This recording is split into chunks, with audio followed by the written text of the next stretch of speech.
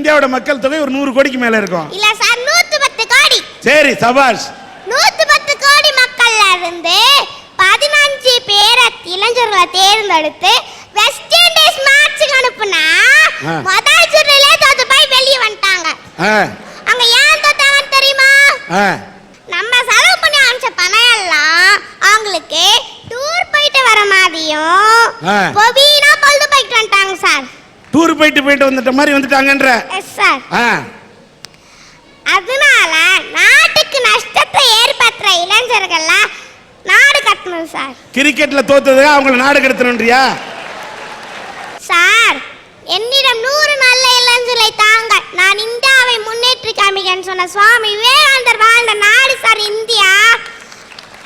அப்போ சோம்பேறியா இருக்கிற இளைஞர்களை பார்க்கறப்ப மனசு கஷ்டப்படுது சார், நோவுது சார்.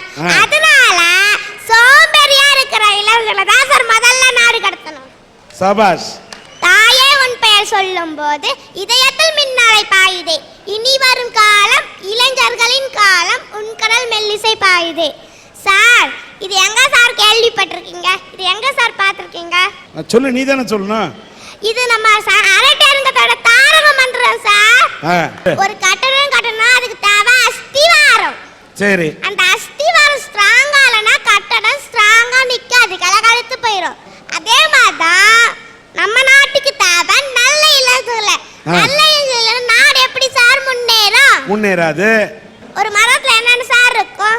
ஒரு மரத்துல வந்து கிளை இருக்கும், இலை இருக்கும், பூ இருக்கும், பிஞ்சு இருக்கும், காய் இருக்கும், கனி இருக்கும். அதுல எது சார் அதிகமா இருக்கும்? அதுல இலை தான் அதிகமா இருக்கும். எது சார் கம்மியா இருக்கும்? கனிகள், அதாவது காய்களும் கனிகளும் அது கம்மியா இருக்கும். அதே மாதிரி சார் இன்றைக்கு சமுதாயத்துல நிறைய நல்லது இருக்கு சார். ஆனா அந்த இளைஞர்கள் கண்ணுக்கு பரது என்னன்னா அந்த கெட்டதா சார் இளைஞர் கண்ணுக்கு பருது. அதே மரப்படிதான் இருப்பனே, அதே வழியில போற இளைஞர்கள் என்ன சார் பண்றது? நீ தான் ஏற்கனவே முடிவு பண்ணிட்டு என்ன பண்ண நாடு கடத்தணும்ன்றியா? Yes sir. சபாஷ். அல்லும் பகலும் தெருக்கல்லாய் இருந்து விட்டு அதிர்ஷ்டம் இல்லை என்று அலட்டி கொண்டார். விழித்தோர் எல்லாம் பிழைத்து கண்டார், கரட்டை விட்டோர் எல்லாம் கோட்டை விட்டார். சார், 83 வயசுல தமிழ் இளைஞர் ஒருத்தர் இந்தியாவே கலக்கிட்டு இருக்காரு. அவர் பேர் தெரியுமா சார்? சொல்லு. அவர் தான் சார் நம்ம கலைஞர்.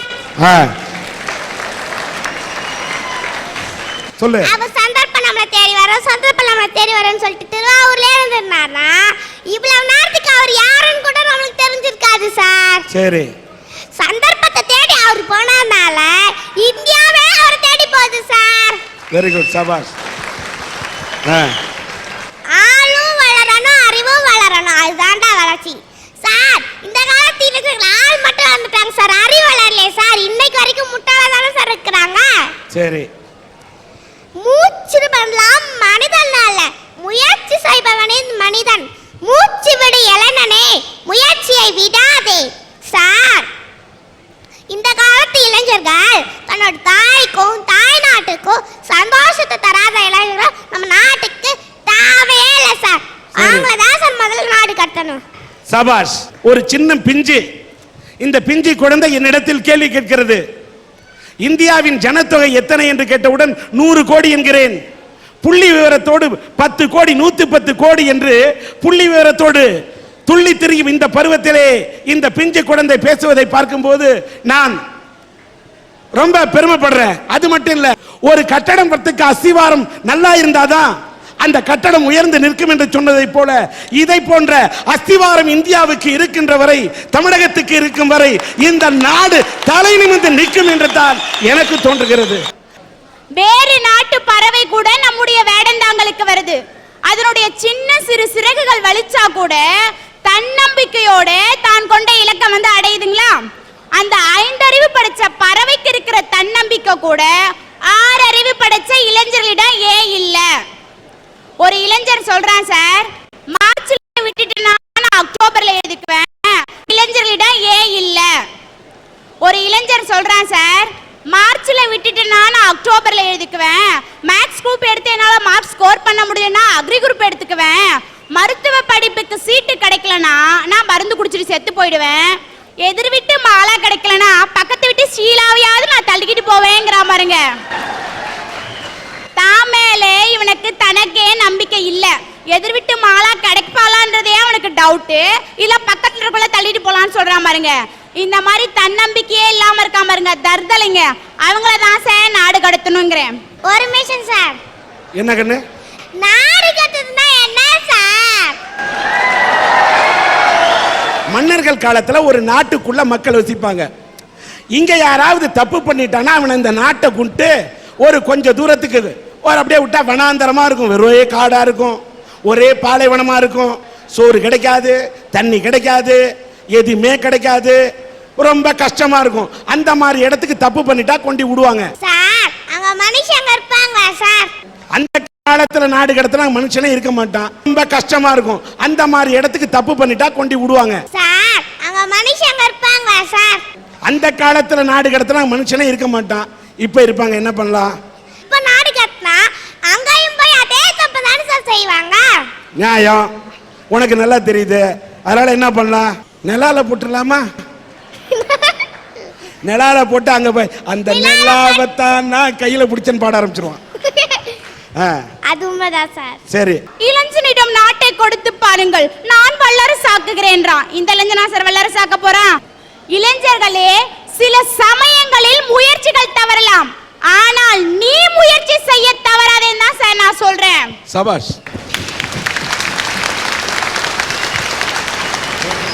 நம்ம நாட்டுல நிறைய இளைஞர்கள் படிச்சிட்டு இருக்கான், படிச்சு முடிச்சிருக்கான். ஆனா தான் படிச்ச படிப்புக்கேத்த வேலை கிடைக்கிற வரைக்கும் நான் எந்த வேலைக்கும் போக மாட்டேன் அப்படிங்கிறான். வீதிக்கு ஒரு டீ கடை, டீ கடைக்கு ஒரு பெஞ்ச போட்டுறான். அங்கிட்டு 4 பசங்க உட்காந்துக்கிறானுங்க. அந்த பக்கம் போற வர பொம்பளைங்களா பார்த்து என்ன தெரியுமா பாடுறான்? அரிது அரிது மானிடலாய் பிறத்தல் அரிது, அதனிலும் அழகான பெண்ணுக்கும் ஐஸ்வர்ய ராயுக்கும் அத்தை மகனாக பிறப்பதே பெரிது. அட எடுபட்ட நாயே, உங்க அப்பனை போய் பார்த்தாக்கா குடிக்கிறதுக்கு கூழும் கோமணமும் கட்டிக்கிட்டு ஏறு ஓட்டிக்கிட்டு இருக்கான். இந்த திருவண்ணாமலையில என்ன வலை இல்ல? பக்கத்துல இருக்க பெங்களூர்ல போயிட்டு எனக்கு வேலை கொடு வேலை கொடுன்னு பிச்சை எடுத்துக்கிட்டு இருக்கியே. இந்த திருவண்ணாமலையில் இருக்க வேலையை ஒழுங்கா செஞ்சா நீ ஏன் அங்க போய் பிச்சை எடுக்க போற? ரசிகர் மன்றம் வைக்கிறதா சொல்லிக்கிட்டு நிறைய இளைஞர்கள் நாசமா போய்கிட்டு இருக்கான். தன்னுடைய தலைவர்களை நெஞ்சில பச்சை குத்தி வச்சுட்டானுங்க. அதுக்கப்புறம் அவங்க படம் போட்ட ஷர்ட்டை போட்டுட்டானுங்க. கொஞ்சம் இப்ப டென்ட் மாறி இருக்கு சார். 60 அடி உயரத்துல கட் அவுட் வச்சு அபிஷேகம் பண்ண ஆரம்பிச்சுட்டான். முதல்ல என்ன பண்ணா? பால் அபிஷேகம் பண்ணான். ரெண்டாவது என்ன அபிஷேகம் பண்ணா? கொஞ்ச நாள்ல காசு அபிஷேகம் பண்ணான். 4 மாசத்துக்கு முன்னாடி நாசமா போன நாய்ங்க பாண்டிச்சேரியில பீர அபிஷேகம் பண்ணுதுங்க சார். இதுங்களெல்லாம் என்ன சார் பண்றது? அவன் ஒவ்வொரு அபிஷேகமா பண்ண பண்ண அவன் வீட்டுல இருக்க அண்டானோ குண்டானோ அடக்கி கடக்கு போயிட்டு இருக்கு. ஒரு நடிகனுடைய ரசிகனாக இருப்பது தவறு என்று நான் சொல்ல மாட்டேன். ஆனால் ரசனை என்பது அண்டானோ குண்டானோ அடக்கி கடக்கு போயிட்டு இருக்கு. ஒரு நடிகனுடைய ரசிகனாக இருப்பது தவறு என்று நான் சொல்ல மாட்டேன். ஆனால் ரசனை என்பது ரசனையோடு இருக்க வேண்டும். எத்தனையோ இளைஞர்கள் ரசிகர் மன்றத்து தோழர்கள் இரத்த தானம் செய்கிறார்கள், ஏழை குழந்தைகளுக்கு உதவுகிறார்கள், வாழ்க்கையிலே பெண்கள் வாழ்க்கை நடத்த வேண்டும் என்று தையலந்திரம் கொடுக்கிறார்கள். ஆனால் கட் அவுட்டுக்கு பாலாபிஷேகம் செய்கிறார்கள் என்று சொன்னால் என்ன பொறுத்த வரைக்கும் அந்த கட் அவுட்டுக்கு பாலாபிஷேகம் பண்றதை விட 4 ஏழை குழந்தை 10 ஏழை குழந்தை பசிச்சுட்டு சோத்துக்கு வழி இல்லாம பாலுக்கு வழி இல்லாம இருந்த அந்த குழந்தைக்கு பாலாபிஷேகம் பண்ண வேண்டும் என்று அந்த இளைஞர்களிடத்தில் அந்த ரசிகரிடத்தில் என் கோரிக்கையை தான் நான் வைப்பேன். ஒரு நடிகருடைய படத்தின் ஒளிநாடா வெளியீடு, அங்க கட் அவுட்டுக்கு பாலாபிஷேகம் செய்கிறார்கள், அந்த புகைப்படத்துக்கு பாலாபிஷேகம் செய்கிறார்கள், சூடம் கொளுத்தி ஆராதனை பண்றாங்க. அந்த புகைப்படத்தில் 4 ரசிகன் இளைஞன் நின்று இருந்தா கூட நான் வேதனைப்பட்டிருக்க மாட்டோமா? பெண்கள் நிற்கிறார்கள், சேலை அணிந்த பெண்கள் நிற்கிறார்கள். ஆண் கெட்டா பரவாயில்லம்மா, ஆண் கெட்டாது இந்த நாட்டை சம்பவமா, ஒரு பெண் கெட்டாது சரித்திரமா. இன்னொன்னு சொல்றேன், 2 ரசிகர் மன்ற 2 நடிகர்களுடைய ரசிகர்கள் ரசிகர் மன்றத்து தோழன் அடிச்சுக்கிட்டான், ஒருத்தனை வெட்டினான். இன்னொரு ரசிகர் மன்ற தலைவர் இன்னொரு நடிகனோட ரசிகனை போய் வெட்டினான். 2 பேரும் செத்து போயிட்டான். அந்த ரசிகர் மன்றத்து தோழனுக்கு அந்த ரசிகர் மன்றத்தின் தலைமையிலிருந்து 10,000 ரூபாய் கொடுக்குறாங்க. எதிராக இருக்கக்கூடிய நடிகரோட ரசிகர் மன்றத்து தோழனுக்கு அவங்க தலைமையிலிருந்து 10,000 ரூபாய் கொடுக்குறாங்க. அந்த நடிகர் கூட வந்து பணம் கொடுக்கல, அவங்க ரசிகர் மன்றத்து சார்பில் கொடுக்குறாங்க. 10,000 ரூபாய் போய் சேர்ந்தது. செத்தவன் 2 பேரும் அடிச்சுக்கிட்டு செத்தானே, அவன் பொண்டாட்டி இன்னைக்கு ரோட்ல நிக்கிறா. படங்கள் வெளியாகி கொண்டுதான் இருக்கிறது. யாருக்கா யார் அடிச்சுக்கிட்டா, யார் வெட்டிக்கிட்டா? எதிரி நடிகனுடைய ரசிகனை அடித்து நீ மேலோகத்துக்கு அனுப்பினால், உன்னை அடித்து ஒருவன் மேலோகத்துக்கு அனுப்பினால், உன் வீட்டிலே குழந்தைகள் பட்டினி கிடந்தால், உன் மனைவி கட்டினி கிடந்தால் யார் சோறு போடுவார்? இதை இளைஞர்கள் சிந்திக்க வேண்டும். சார், வாய்ப்புகள் வர்ற வரைக்கும் எல்லா மனுஷனுங்களும் ராமர்களா தான் இருக்கிறாங்க.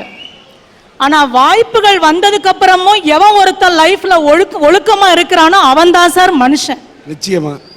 இன்னைக்கு தப்பு செஞ்சுட்டு சில பேர் என்ன செஞ்சுறாங்க, சூழ்நிலை மேல பழிய போட்டுட்டு ஒதுங்கிக்கிறாங்க. அப்படிப்பட்ட சில மனித மிருகங்களும் இன்னைக்கு இருக்கு சார். சார், இங்க மட்டும் இல்லைங்க, மும்பையில் ஒரு நிகழ்ச்சி.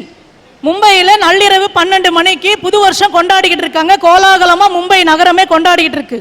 ஒரு காதலனும் காதலியும் அந்த கொண்டாட்டத்தில் அவங்களும் சேர்ந்து டான்ஸ் ஆடி நல்லா கொண்டாடிக்கிட்டு இருக்காங்க. அந்த நேரம் பார்த்து அங்க வந்தது சார் 60 பேர் கொண்ட இளைஞர் கும்பல் அங்க வந்துச்சு. அவங்க என்ன செஞ்சாங்க தெரியுமா? அந்த காதலனையும் காதலியையும் பிரிச்சுட்டு அந்த 18 வயசு பொண்ணை சுத்தி நின்று அந்த 60 இளைஞர்களும் அந்த பொண்ணோட துணியை அவ கதற அவளுடைய ஆடைகள் எல்லாம் கிழிச்சு எரிஞ்சு அந்த பொண்ணை அந்த இடத்துல நிர்வாணப்படுத்தியிருக்காங்க சார். அந்த பொண்ணு போட்ட அந்த சத்தம், அவளுடைய அவல குரல் அந்த கூட்டத்தில் இருந்த ஒருத்தர் காதல கூட விழவே இல்லை சார். இன்னைக்கு இந்த சமுதாயத்துல, இந்த நாட்டுல, இந்த உலகத்துல மூல முடுக்கல் எல்லாம் எத்தனையோ பெண்கள் பாதிக்கப்பட்டுக்கிட்டு, சில மனித மிருகங்களால் பாதிக்கப்பட்டுக்கிட்டு அவங்க போடுற அவல குரல் இன்னைக்கு நம்ம காதுகளில் எட்டாம இருக்குங்க சார். 1988 வருஷம் 20 வயசுல நான் ஒரு பள்ளி ஆசிரியராக முடிச்சுட்டு நான் வேலைக்கு போனேன். அப்படி வேலைக்கு போகும்போது ஒரு ஆறு நடுவில் சார், அந்த ஆறை தாண்டி தான் நான் வேலைக்கு போக வேண்டிய சூழ்நிலை. அப்படி ஆற்றை தாண்டி போகும்போது, ஆற்றை தாண்டி போனால் மழை வந்துச்சுன்னா அந்த ஆறு ஃபுல்லாக தண்ணி போகும். அதில் எனக்கு நீச்சலும் தெரியாது, நான் போகவும் முடியாது. அந்த சமயத்தில் ஆற்றை தாண்டி போக முடியாத சூழ்நிலை இருந்ததுனால தலைமை ஆசிரியர் என்ன செஞ்சாரு, பக்கத்து வீட்டில் ஒரு பையனை கூப்பிட்டு இந்த டீச்சர் அக்கா அக்கான்னா சொல்லி அமைச்சார் சார். டீச்சர் அக்காவை கொண்டு போய் பள்ளிக்கூடத்தில் விட்டுட்டு வந்திருப்பா, இந்த ஆற்றுல தண்ணி வருது போக முடியாது, அவங்க பள்ளிக்கூடத்துக்கு போட்டு 2 நாளைக்கு தண்ணி வடிகிற வரைக்கும் கொண்டு விட்டுட்டு வந்திருப்பான்னு சொன்னார். ஆனால் அந்த பையனும் அப்படிதான் சார் வந்தான். அவன் விட்டுட்டு திரும்பி வரும்போது அங்கே இருந்த காலி பசங்க, அந்த ஊரில் டீ கடையில் பேசிட்டு இருந்த காலி பசங்க என்ன பண்ணாங்க தெரியுமா? டேய், உங்கள் ஆளை கொண்டு விட்டுட்டு வந்துட்டியான்னு கேட்டானுங்க. அன்னைக்கு அவன் மனசில் வச்சுக்கிட்டான் சார், இவங்க தான் நம்ம ஆளு அப்படின்னு சொல்லி. 3 மாதம் பொறுத்து ஒரு லெட்டர் வருது சார் வீட்டுக்கு. லெட்டரை பிரித்து படித்து பார்த்தா நிறைய கவிதைகள், காதல் கவிதைகள். அந்த லெட்டரை படிச்சுட்டு எனக்கு கொதிச்சு போயிட்டேன். அம்மாட்ட சொன்னேன், அவங்க அக்கா பெரியப்பா பொண்ணு எனக்கு ஃப்ரெண்டு, அவங்க கிட்ட சொன்னேன். அவங்களும் எடுத்துக்கிட்டு அந்த லெட்டரை அவங்க வீட்டுக்கு அப்பா அம்மா கிட்ட போனாங்க. அங்கே போய் சொன்ன உடனே அவங்களும் கண்டிச்சாங்க சார். அவனை கண்டிச்சதுக்கு அப்புறம் ஒரு நாள் நான் பள்ளிக்கூடத்துக்கு போயிட்டு இருக்கேன்.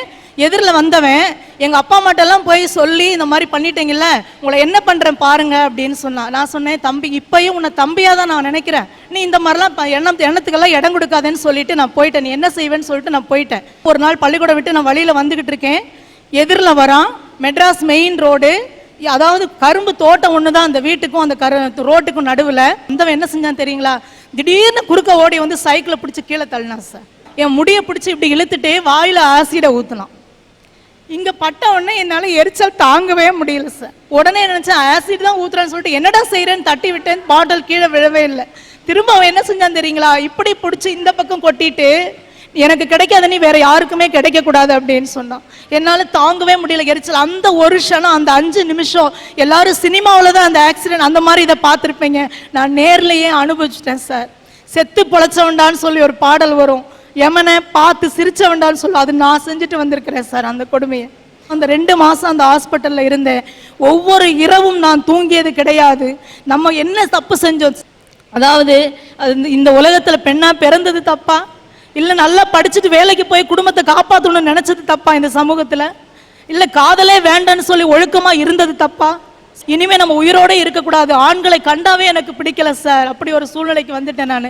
எங்கள் அண்ணாலாம் கூட இருந்து என்னை எவ்வளவோ இது பண்ணாங்க. நிறைய பேர் ஆஸ்பத்திரிக்கு பார்க்க வந்தாங்க, எல்லாரும் எனக்கு ஆறுதல் சொன்னாங்க. எல்லாரும் சொன்ன ஆறுதல் எனக்கு கொஞ்சம் கொஞ்சமாக என்னை தேடி கொண்டு வந்துச்சு. அப்பா அப்படி பார்க்க வந்தவர்கள் ஒரு மனித தெய்வம் வந்துச்சு. அப்படி பார்க்க வந்தவர்கள்ல ஒரு மனித தெய்வமும் வந்தது சார். அவர் வந்தவர் என்ன தெரியுமா சொன்னாரு? உன்னுடைய உடம்பில் மேல் உள்ள அந்த ஊனம் பெரிதல்ல, உன் மனசுல இருக்கிற அந்த தழும்பை நீ அகற்றிடு, நான் உன்னை நான் கல்யாணம் பண்ணிக்கிறேன் அப்படின்னு சொல்லிட்டு ஒரு மனித தெய்வம் வந்துச்சு சார் எனக்கு. எந்த ஒரு ஆணும் அவன் நல்லா இருந்தாலும் சரி, அவன் நல்லா இல்லாட்டிலும் சரி, தனக்கு வர்ற மனைவி அழகாக இருக்கணும் தான் எந்த ஒரு ஆணும் தூய்மையை மட்டும்தான் அவர் பார்த்தாரு.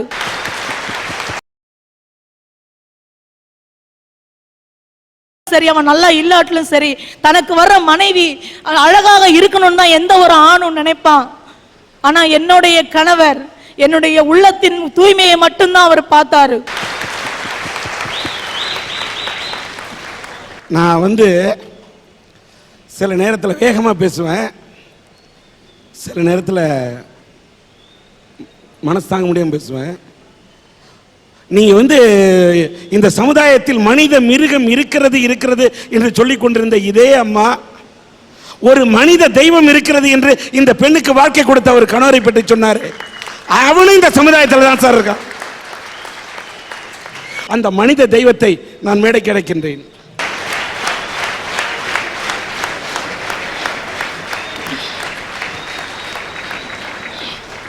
வாழ்த்துக்கள். உங்களை மாதிரி நல்ல இதயம் படைத்தவர்களும் சமுதாயத்தில் இருக்க வேண்டும்.